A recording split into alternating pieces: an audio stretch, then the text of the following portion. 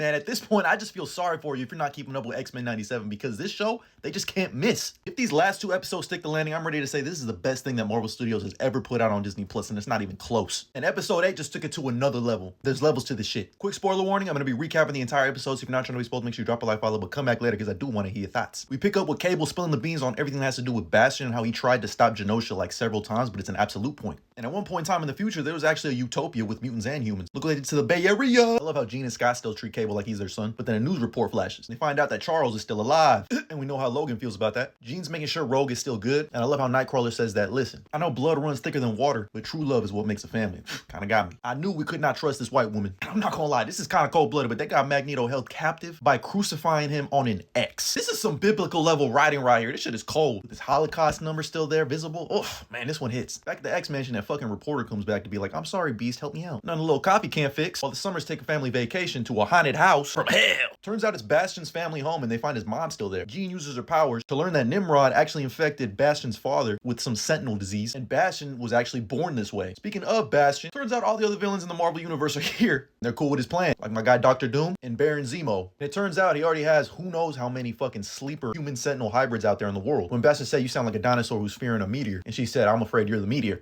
The dialogue in this show is top tier. And then, oh no, who could have guessed it? Bastion's mom starts tweaking because she's one of them sentinels. And that's when Beast figures out that there's a fucking lot more of them in the world, including in the room with you. The high heel on the chest is crazy. Under a different set of circumstances, I'm pretty sure you'd be okay with this. But not with this sentinel reporter from hell. Wolverine's like, let's get straight to it. Fuck the bull. While the Summers are like, oh, we gotta beat this old lady up with a stick. It turns out his whole neighborhood pulls up on him too and they gotta dip. This shot of the first ever team of the X-Men burning goes crazy. And we finally get our Wolverine moment. Look at this shot. She tosses Wolverine in the air. Oh my god, Wolverine locks in. Torpedoes down and starts taking out some of these sentinels one by one. And then we get this fucking horror scene of some sentinels pulling up on Rogue. But Wolverine crashes back down and he's like, nah, you ain't touching her. Matter of fact, I got 6 reasons why you ain't touching her. Come on, man. That's called motherfucking bar. But not to be outdone by Nightcrawler, who pulls up and he says, actually, we got 9 reasons why.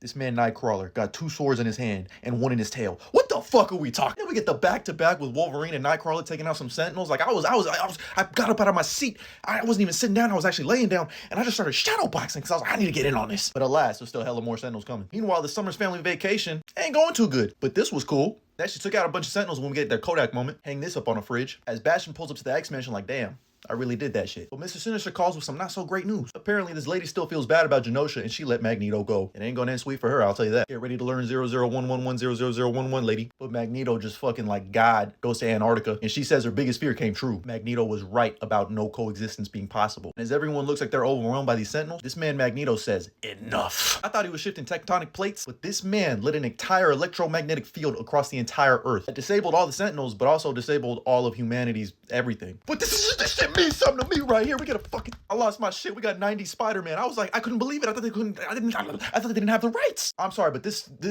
if I had depression before, I don't have it no more. But yeah, we see like Silver Samurai too. And Omega Red. But thankfully, all of the X-Men are safe. And just when Wolverine says, Professor X, I wonder where he's at. Buddy crashes into the remains of the mansion. And he's like, hopefully I'm not too late. You're late, buddy. And then he says, to me, my X-Men. We still got 2 more parts too. The real war is starting to happen. I'm telling you, this show is just phenomenal. Absolutely 10 out of 10. No notes, the dialogue, the writing, the storylines, the character work, the everything.